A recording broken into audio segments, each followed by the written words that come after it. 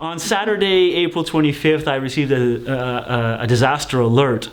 Since then, we've been in constant communication with our partners in the Integral Alliance, as well as our own capacity here at the Medair headquarters. That's all resulted in a team being sent tonight in order to arrive in Nepal within 48 hours of the event taking place. An event like this causes a huge number of problems. The initial ones are obvious to see. The buildings come down, people are in the streets, people are in fear of their lives because already we know there have been at least 30 aftershocks, so that people won't return home.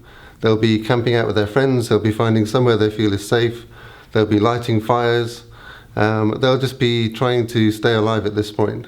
The weather conditions, we know it's raining right now, there's thunderstorms and cold weather forecast, I think.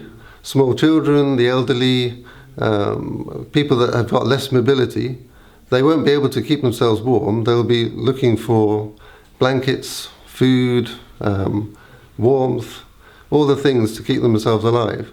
The government can't possibly respond to all the needs.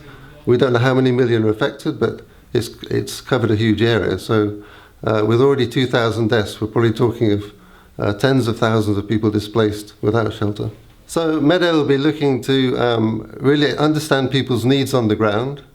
They'll be looking at the housing situation or lack of it, the temporary shelters that people have managed to build or not build, and we'll be looking to supply people with those really essential household items, such as maybe things to cook with, maybe things for washing, simple tools to make themselves a shelter, even simple tools to clear a space on the ground to put a shelter.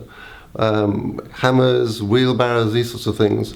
So this is a sort of what we call a quick impact action that we'll be looking to try and do to get people mobilized, to give them a bit of hope that things can be done, and do what we can in maybe a very small way just to play our part to try and get people back to normal life.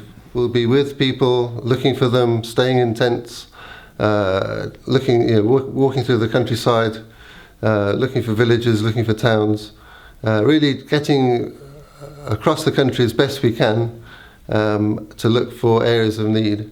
So yes, we'll be basically living rough for the next few weeks. After those initial weeks and days and weeks, things will slow down a bit and we'll look at a longer term recovery process, perhaps rebuilding homes or perhaps rebuilding community centers and hospitals and things of that nature. We need literally funding in place so that we can deliver life-saving assistance in the immediate days and weeks following the disaster. However, going forward in the months to come, it's still hugely necessary that we have sufficient money to rebuild people's homes and rebuild hospitals and community centers and places where people will go to.